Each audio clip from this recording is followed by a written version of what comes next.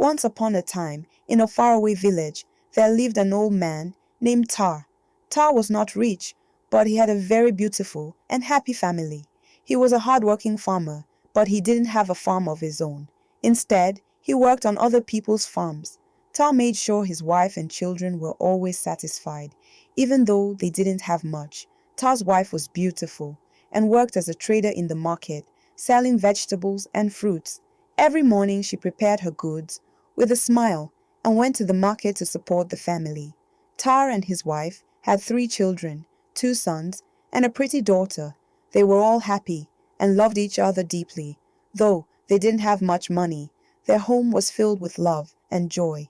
In the evenings after a long day's work, Tar would come home tired but content. His wife welcomed him with a warm meal, and the children ran to hug him.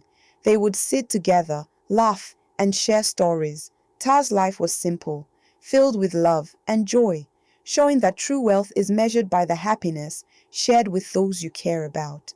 Tar had many friends in the village, but they were all wealthier than him. As time went on, these friends began to drift away because Tar was not as rich as they were. They didn't want to be seen with someone who was so poor. Tar felt sad, but he always told himself, "My family is what matters most." One day, there was a big gathering in the village. Tar decided to go hoping to enjoy some time with his old friends. When he arrived, he saw his friends laughing, eating, and drinking together.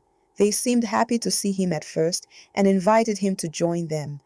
Tar sat down and shared a meal with his friends, but after they finished eating, something happened that made Tar feel very sad.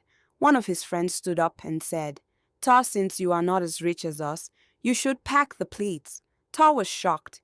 He said, "We are all friends, and I'm older than you all. Just because I don't have as much money as you doesn't mean you can treat me this way. Everyone should pack their own plate." But his friends laughed and said, "If you don't pack the plates, we'll tell the seller that you haven't paid. That will be even more embarrassing for you." Tar had no choice. He packed the plates and left the gathering feeling very sad and humiliated. He walked home slowly, thinking about how unfairly he had been treated. When he got home, his wife noticed he was unhappy and asked Tar what happened. Tar sighed and replied, "My friends treated me badly today because I am not as rich as they are. But it doesn't matter. I will always do my best for you and our children." Tar continued to work hard every day, despite the way his friends treated him. He knew that his family needed him, and he was determined to make sure they were always happy and taken care of, even though he was sad. His love for his family kept him strong. Tar was known in the village for his hard work. He worked on many different farms, but he never had a farm of his own. He would spend long hours in the hot sun, planting and harvesting crops. Sometimes the people he worked for would not pay him right away. They would say, "Come back tomorrow, Tar." But when he returned, they would still not pay him. Tar's friends, who were wealthier, often took advantage of him. They would ask him to do menial and degrading tasks, like washing their clothes or cleaning their houses. One day, Tar asked a friend for some money to buy food for his family. His friend laughed and said, "If you want money, you must clean my house and wash my clothes." Tar felt humiliated, but agreed because he needed the money to feed his family. He spent the whole day cleaning and washing, and by the time he was done, he was exhausted. His friend gave him a small amount of money, much less than what he had earned, but Tar took it without complaining. Another time, Tar worked on a friend's farm from sunrise to sunset. He worked tirelessly, but when it was time to get paid, his friend said, "I don't have the money right now. Come back next week." Tar felt frustrated, but he had no choice. He needed the work to support his family. Despite all the unfair treatment and hard work, Tar never gave up. He would wake up early every day and go to work no matter how tired he was. He knew his family depended on him, and he wanted to make sure they had enough to eat and a roof over their heads. The time for harvest arrived, and Tar knew it was a chance to earn some money. He decided to approach Chief Azuka, the richest man in the village who had the biggest farm. Tar hoped that working for Chief Azuka would help him provide better for his family. Early one morning, Tar went to Chief Azuka's house and greeted him respectfully. "Good morning, Chief Azuka. I would like to help with the harvest on your farm. I have my 2 sons who can help too," Tar said. Chief Azuka looked at Tar and said, "Very well, Tar. My farm is large, and I need all the help I can get. You can start tomorrow." The next day, Tar and his 2 sons woke up before the sun rose. They made their way to Chief Azuka's farm and began working tirelessly. They worked under the hot sun, picking crops and placing them in large sacks. They worked through heavy rain, determined to finish the harvest on time. Tar's sons were strong and hardworking, just like their father. Together they made a great team. Day after day, they labored on Chief Azuka's farm, their hands rough and their backs aching, but they never complained because they knew their hard work would bring food and happiness to their family. Finally, after many days of hard work, the harvest was complete. The crops were neatly packed in sacks and stored in the barn. Tar felt a sense of accomplishment and relief. He wiped the sweat from his brow and said to his sons, "We did it. Now let's go and get our payment from Chief Azuka." Tar went to Chief Azuka and said, "Chief, we have finished the harvest. Can we please have our payment?" Chief Azuka nodded and handed Tar some money. "Here is 1/3 of what I owe you. Come back tomorrow for the rest," Chief Azuka said. Tar was surprised. Chief Azuka had never asked him to return for the rest of the payment before, but he took the money and thanked the chief. When Tar returned home, he gave some money to his wife and said, "Cook a delicious meal for the children tonight. They deserve it." That night, Tar's wife noticed he was not sleeping. She turned to him and asked, "Tar, why are you so moody? Did something happen at Chief Azuka's farm?" Tar sighed and replied, "Chief Azuka did not pay me fully. He told me to come back tomorrow for the rest. I'm worried because he has never done this before." His wife hugged him and said, "Don't worry, Tar. You have worked hard and everything will be fine. Let's enjoy our meal with the children tonight." Tar nodded and tried to put his worries aside. He knew he had to go back to Chief Azuka the next day to get the rest of his payment. Despite his concerns, he remained hopeful and continued to focus on his family, who were his greatest source of strength and happiness. The following day, Tar returned to Chief Azuka's house to collect the remaining payment for his hard work. As he approached the chief's grand house, Tar felt a mix of hope and worry. He needed the money, but was wary of the chief's unexpected generosity from the previous day. Chief Azuka greeted Tar with a warm smile. "Ah, Tar, welcome back. Come sit with me. Let us share some food and drink," he said, gesturing towards a table laden with delicious food. Tar hesitated, but sat down as the chief's maid served him. The hospitality felt unusual, and Tar couldn't shake the feeling that something was amiss. However, he decided to listen and see what Chief Azuka had to say. After they had eaten, Chief Azuka leaned back in his chair and said, "Tar, you have worked hard all your life. You deserve more than just a few coins for your labor. I have an opportunity for you to become rich without all this hard work. You just have to see my old friend at the edge of the forest." Tar was taken aback. "Chief Azuka, what do you mean? How can I become rich without working hard?" The chief smiled and replied, "There is a way, Tar, a way that requires a small ritual, but no bloodshed. You are getting older, and soon you won't be able to provide for your family through physical labor. Think about it." Tar's heart raced. The idea of becoming rich without hard work was tempting, but he was also cautious. "I don't know, Chief Azuka. This sounds risky. What kind of ritual is this?" Chief Azuka reached into his robe and pulled out a large bundle of money. He handed it to Tar and said, "Here, take this. It is 10 times the amount I owe you. Think of it as a gift, a small taste of what you could have. Take your time to decide. There is no rush." Tar's eyes widened at the sight of so much money. He had never seen such a large sum in his life. He took the bundle with trembling hands and thanked the chief. "Thank you, Chief Azuka. I will think about your offer and let you know my decision." As Tar walked home, his mind was filled with conflicting thoughts. The money in his hand felt heavy, and the offer weighed even heavier on his heart. When he arrived home, his wife saw the bundle of money, and her eyes widened in surprise. "Tar, where did you get all this money?" she asked. Tar sighed and explained everything that had happened. Chief Azuka gave me this money and made an offer for easy riches. He said it involves a ritual, but no bloodshed. I don't know what to do. It's so much money and it could change our lives. His wife listened carefully, her face full of concern. Ta, this offer sounds too good to be true. We have always lived honestly and worked hard for what we have. Be very careful, as riches can bring great trouble. Ta nodded, knowing she was right. I will think about it carefully. We must not rush into anything that could harm our family. That night, Ta lay awake staring at the ceiling. The money was hidden safely, but his thoughts were far from peaceful.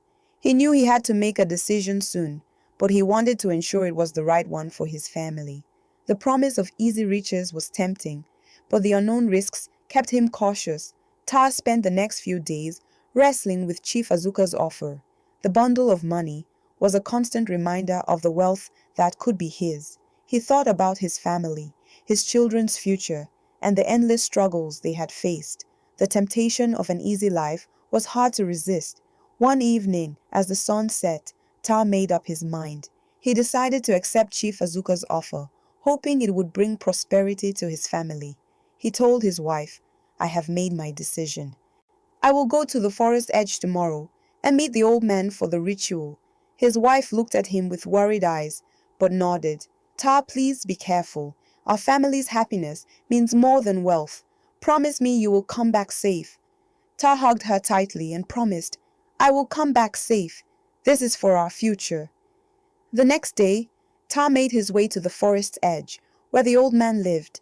The forest was dark and thick with trees that seemed to whisper secrets. Ta's heart pounded as he approached the old man's hut. The old man, with a long white beard and wise eyes, greeted him. "Ah, Ta, Chief Azuka told me you would come. Are you ready for the ritual?" the old man asked. Ta nodded, his voice trembling slightly. "Yes, I'm ready." The old man led Ta to a clearing in the forest. In the center of the clearing was a circle made of stones, and inside the circle were strange symbols drawn on the ground.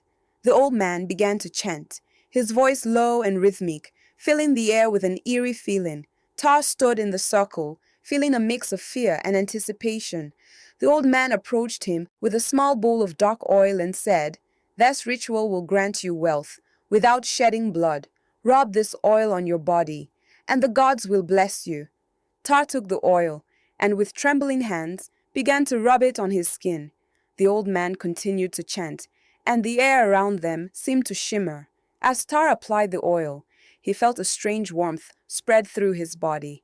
The old man then placed his hands on Ta's head and said, "You have been chosen. The gods will grant you riches, but remember, there is always a price to pay. Act, be wise, and use your wealth for good." With those words, the ritual was complete. The old man handed Ta a small pouch filled with gold coins. "This is just the beginning. More will come to you. Go now and take care of your family." Ta thanked the old man and left the forest, his heart filled with a mix of excitement and apprehension. When he returned home, his wife and children were waiting for him. He showed them the pouch of gold coins, and their eyes widened in amazement. "Ta, is this real?" his wife asked, holding one of the coins. "Yes, it is real. The gods have blessed us," Ta replied, hugging his family tightly. "Our lives will change for the better now." That night, they celebrated with joy and hope. Ta felt a sense of relief, believing that the decision he had made would bring happiness and prosperity to his family. Little did he know the true cost of his choice was yet to be revealed. In the days that followed, the ritual Ta's life began to change dramatically. His humble home was soon filled with wealth beyond his wildest dreams. Gold coins, fine clothes, and beautiful ornaments adorned their once simple abode. Ta, who had always been seen as the poorest man in the village, was now one of the wealthiest. The villagers were astonished. Everywhere Ta went, people would stop and stare, whispering to one another about his sudden fortune. How did Ta become so rich overnight? They wondered. Some speculated that he had found a hidden treasure, while others believed he had been blessed by the gods. Ta's friends, who had once shunned him because of his poverty, now flocked to his side, eager to bask in the glow of his newfound wealth. They praised him and invited him to their homes and treated him with the respect they had previously denied him. But Tar remembered how they had treated him before, and he was cautious in his interactions with them. At home, Tar's family was overjoyed with their new lifestyle. His children wore fine clothes and had plenty of food to eat. They could now afford things they had only dreamed of. Tar's wife, however, felt a mix of joy and concern. She loved seeing her family happy, but she couldn't shake the unease about the mysterious source of their wealth. One evening, as they sat together in their newly furnished living room, Tar's wife turned to him and said, "Tar, I am happy that we have all these things now, but I am worried. How did this happen so quickly? Where did all this money come from?" Tar took her hand and looked into her eyes. The gods have blessed us, my love. They have seen our struggles and decided to reward us. I made a promise to them, and they have fulfilled it. You don't need to worry. His wife sighed, still feeling a shadow of doubt. I trust you, Tar, but please be careful. Sometimes great wealth can bring great trouble. Tar nodded, understanding her concern. I promise I will always look out for our family. We have worked hard, and now it is our time to enjoy the blessings.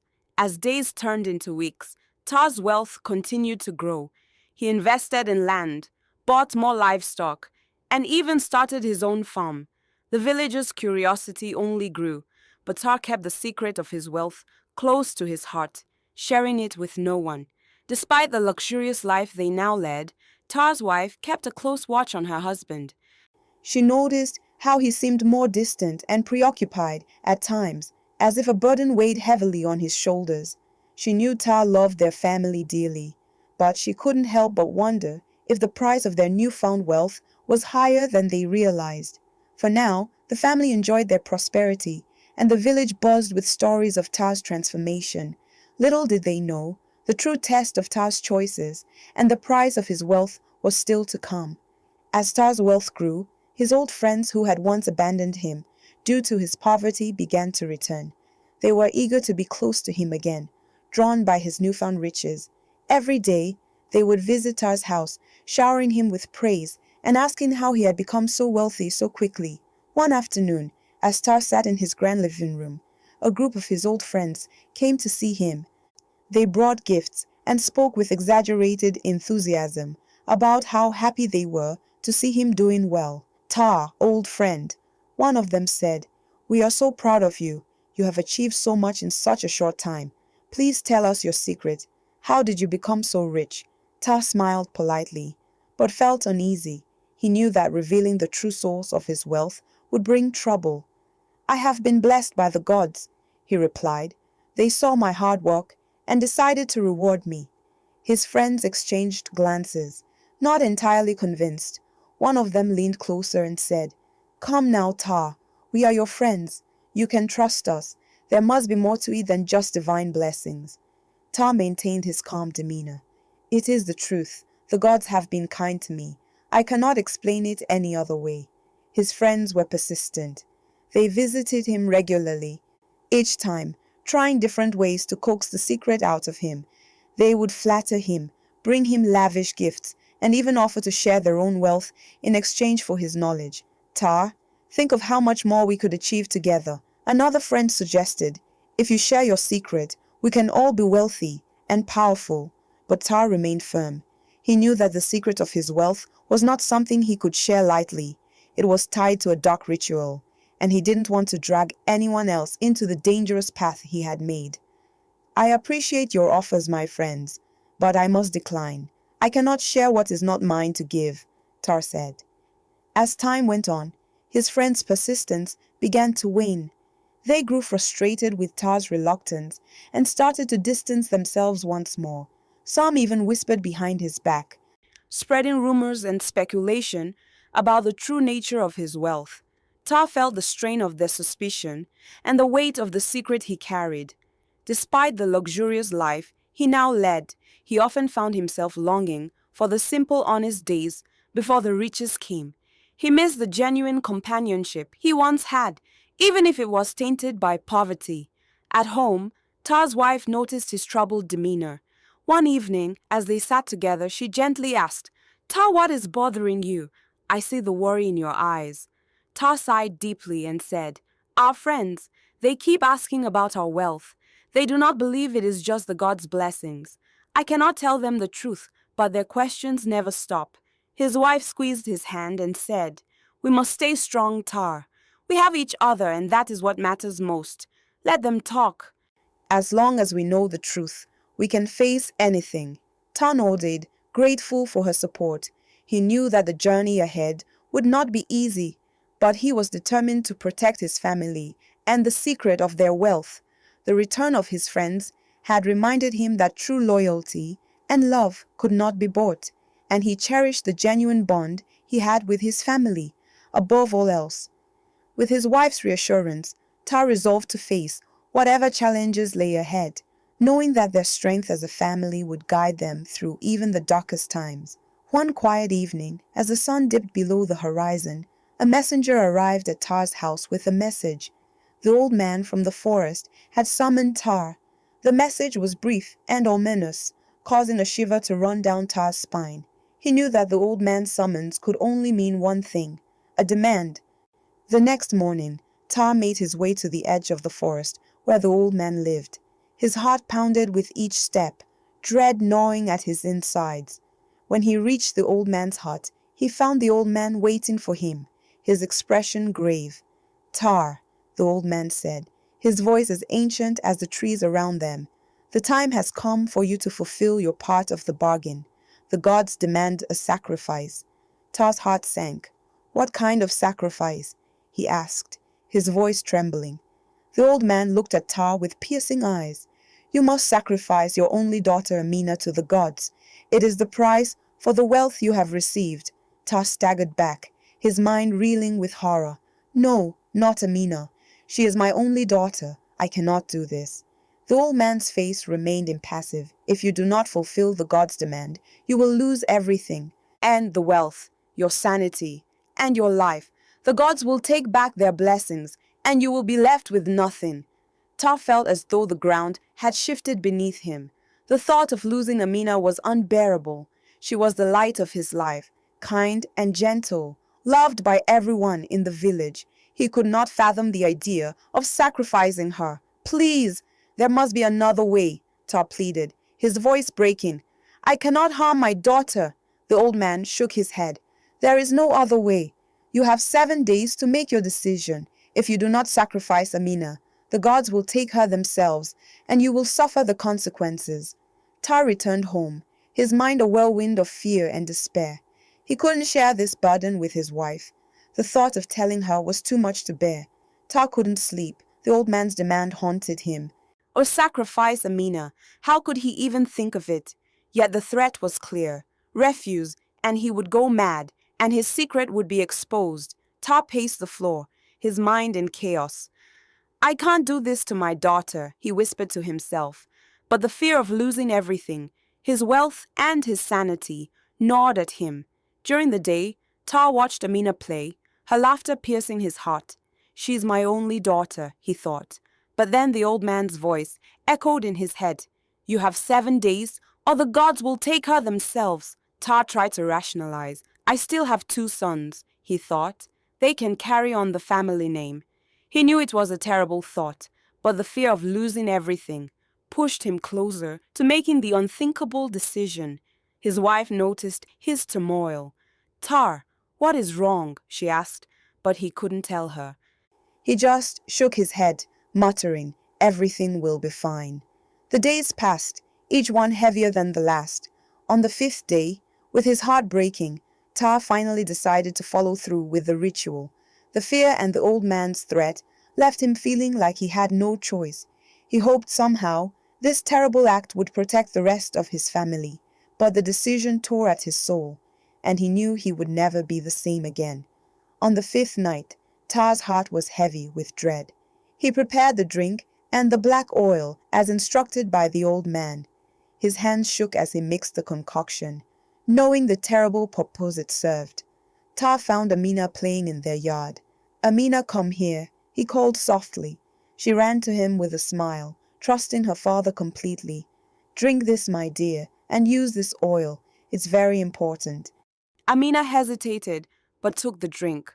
"Okay, father," she said, trust in his words. She drank the potion and took the oil. As the potion took effect and Amina fell unconscious, Tar's heart broke.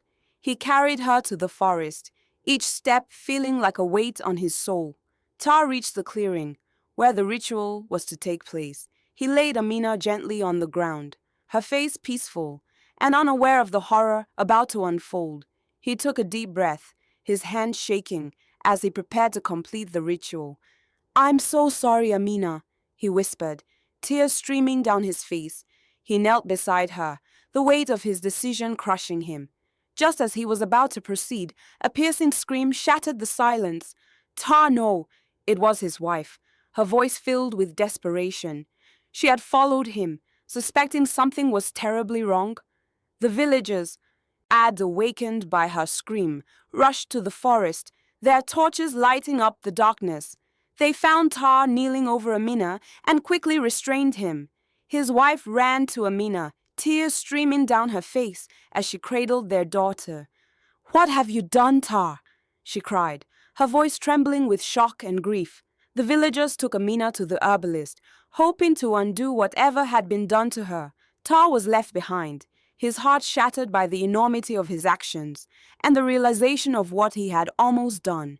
That night, Tar was tied up and kept in his compound. The villagers guarded him, their faces filled with a mixture of anger and pity. Tar's wife wept throughout the night, unable to comprehend how her loving husband could be driven to such a terrible deed. As the first light of dawn broke, the villagers gathered outside Tar's home. Murmuring in disbelief and anger. Amina had been taken to the herbalist, who was working tirelessly to reverse the effects of the ritual. Tar's wife sat beside their daughter, her tears falling silently, her heart breaking for what her husband had almost done. The villagers' anger grew as they learned more about Tar's actions. They couldn't understand how a man they had known all their lives could be driven to such a horrific deed. Their trust in him was shattered, replaced by a mix of outrage and sorrow. "Tar must face justice," one of the elders declared. "We must take him to the king." Bound and surrounded by the villagers, Tar was led to the king's palace. His head hung low, the weight of his guilt pressing heavily on his shoulders. The villagers whispered among themselves, their eyes filled with a mix of anger and pity for the man they once respected. In the grand hall of the palace, the king sat on his throne, his face stern and filled with disappointment. The villagers presented Tar before him, explaining the terrible events of the night. "Tar, is this true?" the king asked, his voice echoing in the hall. Tar, weakened by the ritual's backlash, fell to his knees and confessed, "Yes, my king, it is true. I was manipulated by Chief Azuka. He promised me wealth if I performed a ritual, but I didn't know it would come to this." The king's eyes narrowed. "Chief Azuka, explain yourself." With a trembling voice, Tar recounted the events leading up to the night of the sacrifice. He spoke of the old man in the forest, the ritual, and the immense pressure and fear that drove him to such desperation. "The wealth came at a terrible price," Tar said, his voice breaking. "Chief Azuka vanished after I accepted his offer. He knew what he was doing. He used me." The king listened, his expression growing darker with each word. He turned to his guards. "Find Chief Azuka. He must answer for his actions." But when the guards searched for Chief Azuka, they found that he had already fled the village, leaving behind only the chaos and destruction he had orchestrated. "Tar, you have committed a grave sin," the king said. "But since you luckily did not take the life of your own daughter, thanks to your wife, I see the manipulation and fear that drove you. Your punishment will be severe, but your life will be spared. You will spend the rest of your days in prison, where your wife and children could come and see you often." But you will work to atone for your actions." Tar bowed his head, accepting his fate. "Thank you, my king," he whispered, tears streaming down his face. The villagers dispersed, their hearts heavy with the weight of what had transpired. Tar's wife returned to the herbalist's hut, where Amina was slowly recovering. She knew their family would never be the same, but she held on to hope that they could find a way to heal. As Tar was led away to his prison cell, he felt a deep sense of regret. He had lost everything he had ever worked for, all for the promise of easy riches. The love and happiness of his family, once his greatest treasure, had been shattered by his own choices. In his cell, Tar vowed to spend the rest of his life atoning for his sins, hoping that one day his family might find it in their hearts to forgive him. As Tar lay in his cell, the sounds of the village echoing faintly in the distance, he found a measure of solace. He had paid a high price for his wrong choices, but he hoped that his story would serve as a lesson to others. The love of family and the integrity of one's character were treasures far greater than any amount of gold. Tar's tale spread throughout the village, a reminder of the dangers of greed and the true meaning of wealth. Though he spent his remaining days in captivity, Tar's heart found some peace in knowing that his family had forgiven him and moved on to live good, honest lives. I hope you enjoyed the story. If so, please like the video, comment what you learned from the tale, and don't forget to subscribe to the channel for more enchanting tales just like this one. Thank you.